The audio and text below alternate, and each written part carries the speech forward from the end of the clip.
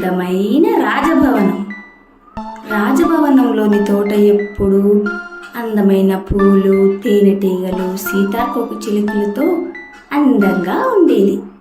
ఒకరోజు రాజకుమారుడు తోటలోకి వెళ్ళగా దిగులుగా ఉన్న సీతాకోకచిలుకను చూశాడు. సీతాకోకచిలుక, ఏమైంది, అంత బాధగా కూర్చున్నావు? యువరాజా, నా చీరలు పెట్టెను ఎవరో దొంగిలించారు అని సీతాకోకచిలుక అన్నది. అవునా, బాధపడకు, నీ చీరల పెట్టెను నేను వెతికి తెస్తాను అని రాజకుమారుడు రాజ్యంలోకి వెళ్ళాడు. ఎంత వెతికినా రాజకుమారుడికి చీరల పెట్టె మాత్రం దొరకలేదు. ఇదంతా చూస్తున్న యూనికార్న్ పైనుండి దిగి వచ్చింది. రాజకుమారా, ఏమైంది, ఏదో వెతుకుతున్నట్లున్నారు? రాజకుమారుడు జరిగిందంతా చెప్పాడు. సరే రాజకుమారా, నేను ఒక మంచి మాయా చెట్టు దగ్గరికి మిమ్మల్ని తీసుకెళ్తాను అని మాయా చెట్టు దగ్గరికి తీసుకెళ్ళింది. మాయా చెట్టుకి జరిగిందంతా చెప్పారు.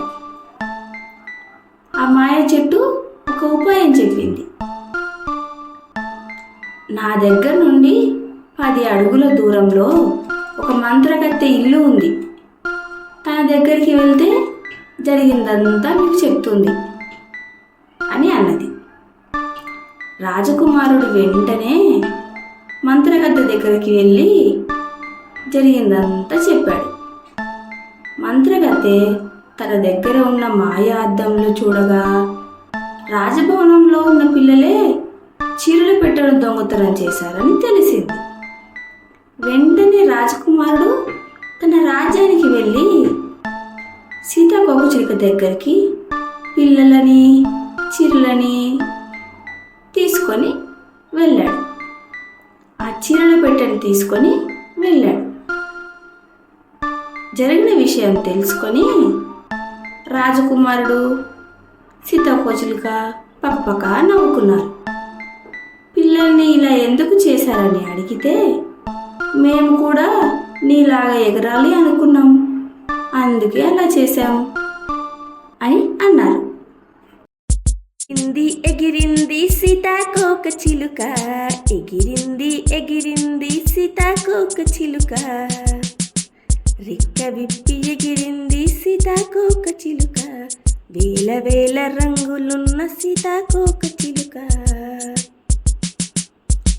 ఇంద్రధనస్సులో 7 రంగులు అత్తుకుని సొగసుగా ఎగిరేవమ్మా.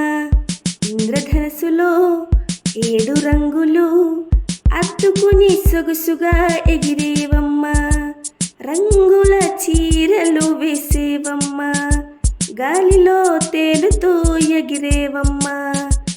సూర్యుడిలోని ఎరుపుని తీసి రాత్రిలోని నలుపుని తీసి రంగుల చీరలు వేసేవమ్మా, గాలిలో తేలుతూ ఎగిరేవమ్మా.